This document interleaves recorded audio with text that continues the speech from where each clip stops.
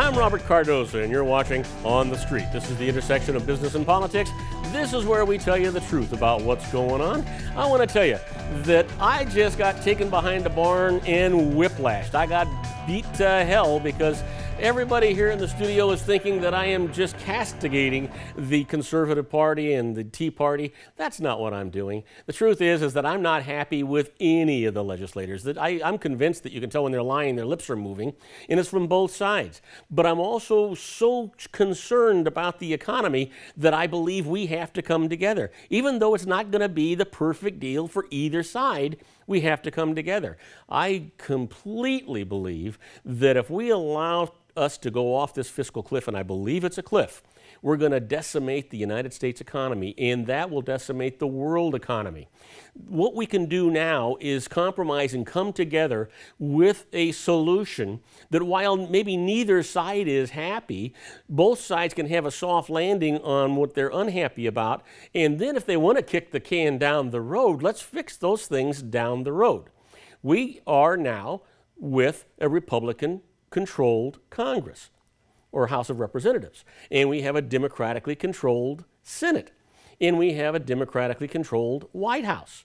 And we have an absolutely dysfunctional government because no side will even look at the prospects of the other side. What we need to do right now is really compromise. Don't think that just because they make some kind of a deal that it's set in concrete. We sure as hell know that's not going to be the case. When's the last time you saw that happen in Washington, D.C.? They do something today and they change it tomorrow. I can tell you, 35 years in business with the IRS, every year I see them changing rules. Sometimes they change rules in the middle of the year and make it retroactive. That's sort of like watching an NFL football game and the referees changing the rules at halftime. You know, that just makes no sense. But the rules can be changed. Things that are bad can change. But what you don't want to do is to affect the economy, and that's what's happening. If you looked at the stock market, I said it earlier today, you see the stock market going down. It's going down because businesses are being cautious. They don't have a lot of confidence in Washington, D.C. to solve this fiscal cliff issue. You see investors losing confidence, and they're bailing out, and they're taking their profits, they're taking their dividends. They're trying to get their preferential capital gain issues going right now and taking their losses against some of their gains so they can do that right now in order to lower their taxes because they don't believe that next year is going to be a good economy for either business or investments, and that's bad. The United States leads the world economy. There's just no question about it. That's what it is.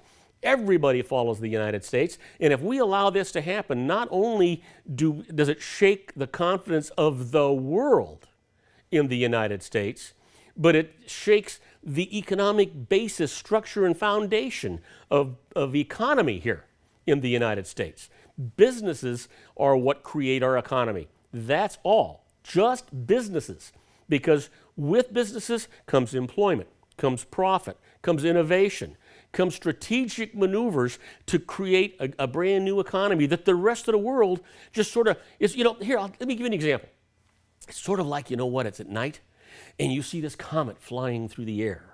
And what you see is this tail on the comet. And you grab a hold of that tail, and you go for the ride of your life. Now, in this particular case, the comet is the United States. And the tail, the people that are grabbing it, are all of the other countries that are not the United States of America grabbing onto that tail and going for the ride of their life. That's the economy. Now, who would you rather be? The guy hanging on to the tail? Or would you like to climb up that tail to the helm of the comet and steer it in the direction you want it to go in? Because the guy who's driving always gets to where he wants to go. That's what's going on in our economy. That's the kind of things you got to be thinking about. Think about what went on this year. You got anything to be happy about this year? Well, maybe you're with your family and everybody's healthy. We're moving into a new year. We've all had some challenges, whether they be economic challenges or job challenges or unemployment, all those kinds of things. But the truth is, we have another chance to come out of that. If you look at this year, it wasn't such a bad year for business. The stock market grew, businesses grew, retained earnings grew. What didn't grow was tremendous expansion within those businesses, and it didn't because businesses lacked confidence in what the United States was going to do to shore up the economy.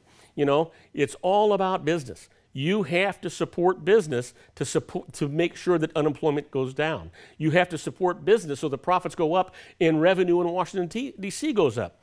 And you have to be aware of what's going on in your backyard to make sure that these idiots in Washington, D.C.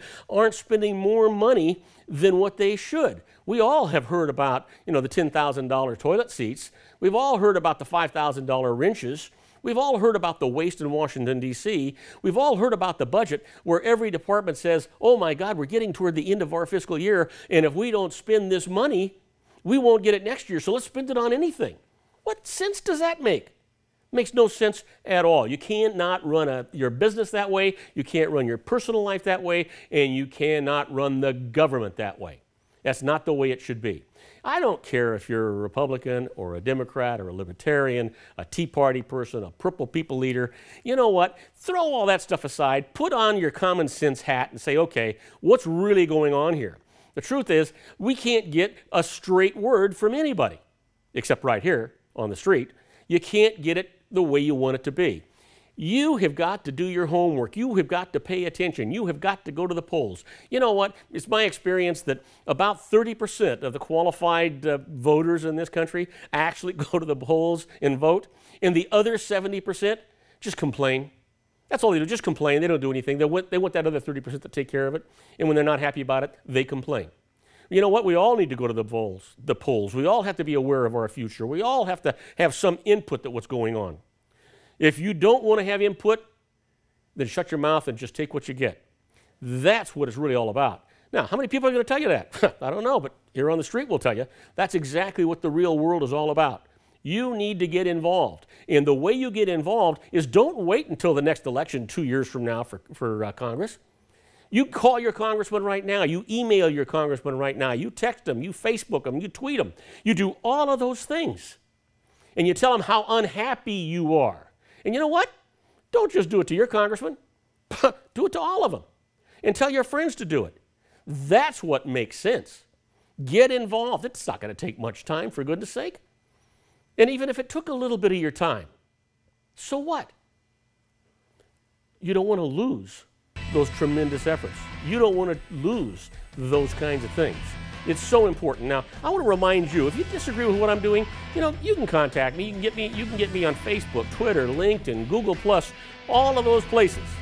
Now, you're watching On the Street. This is the intersection of business and politics. I am Robert Cardoza, and I'm telling you exactly like it is.